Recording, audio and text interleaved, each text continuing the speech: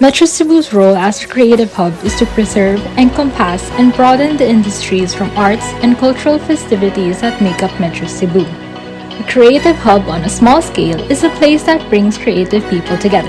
However, on a metro scale, each city is considered as an individual that brings creativity.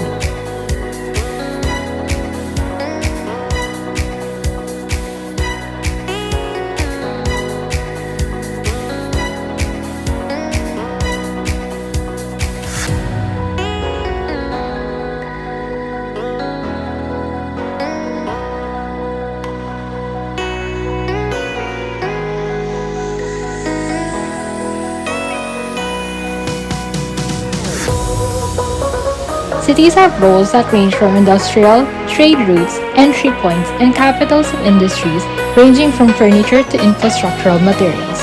The International Metropolitan Fellowship Austronesia Chapter and Cebu Leads Foundation Incorporated organized the Metrohackathon, a simulated brain shop and capacity building for fellows to further develop and transform the metropolitan discipline in Metro Cebu.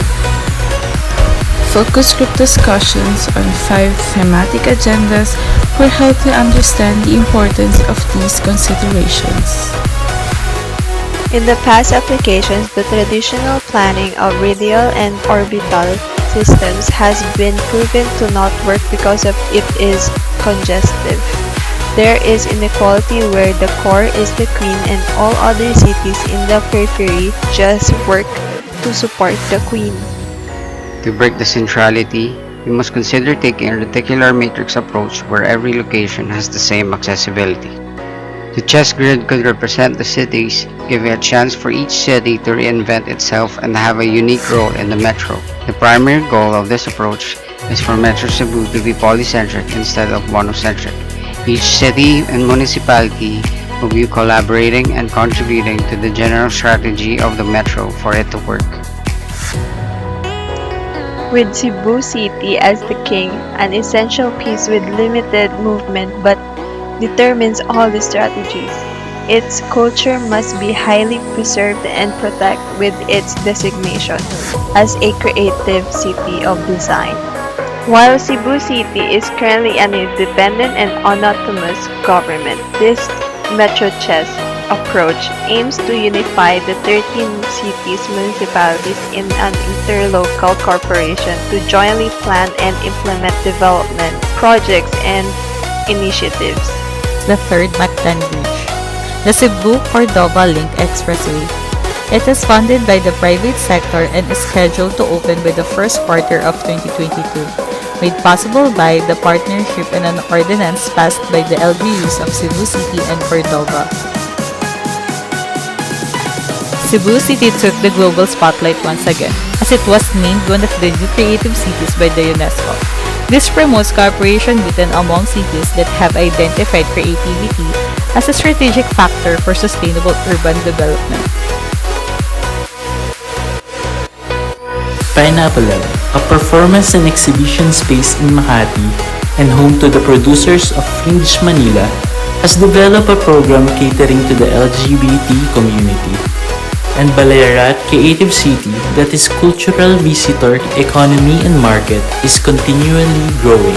Now that Cebu City is also titled the Creative City of Design, it is now pushing to foster communities to be inclusive, invest and help startup artists, and train passionate, trusted, and influential leaders.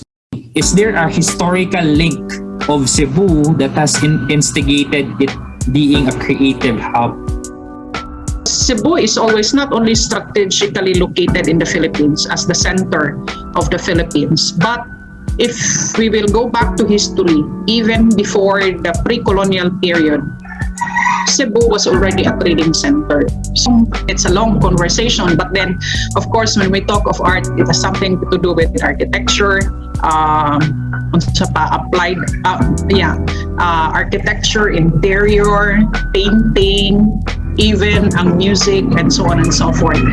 Even during the Spanish period, there was already the creative art, but in the form of zarzuela, theater, the other one, Moro. So it's more on stage acts, or it's more connected to fiestas and even church activities. During the American period and in the early 1900s, those were the times when Cebu, not only Cebu, but even in Metro Manila, arts was emphasized through theater. Maybe we can tap with not only with the known artists in Cebu, but we can tap the artisans. So in fact, in our cultural heritage mapping, because that is really the first step that we are doing when it comes to heritage conservation and development planning, we have to the artisans, the local artists in a certain locality, so that we can make use, or we can really exhaust, and we can really help them. Maybe we can tap these people. They're just there in the silently doing their craft.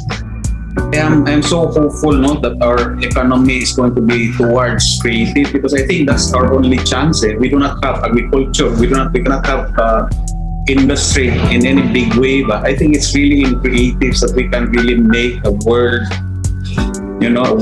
worldwide statement. What we lack here in Cebu is really collaborating all the efforts, integrating it into one initiative. How can we group this initiative that is being done here in Cebu? And we're glad that we see progress already, headed by a Cebu Chamber. And how can we assist or somehow support the initiative that the Cebu Chamber had made? I will go back to what Architect Espina and even Ma'am Leila mentioned about the common goal. And I think that's where this FGD, the Metrohackathon, can provide. Maybe through this FGD's discussion, we can come up with what's really the common goal, para dito the rest of the initiative can align themselves, and possible the chamber can assist on the planning, But I think what we don't have right now is really the vision. The vision. What do we want? What do we want to see? Metro Cebu has the second largest urban economy in the Philippines, with key businesses in banks, schools, and especially in IT parks, manufacturing, and tourism, which are the three major economic drivers. Metro Cebu prioritizes its investments in the areas of IT and BPOs, Ecotech products, and MICE are meetings, incentives, conferences, and exhibitions, among others. The creative industry of Cebu accounts for 7% of their GDP, equating to $550 million in 2019, 1,300 firms, and 50,000 jobs. Government agencies propose laws on the development and safeguard of freelancers. They are even formulating policies and programs for the skills development of the creative workforce.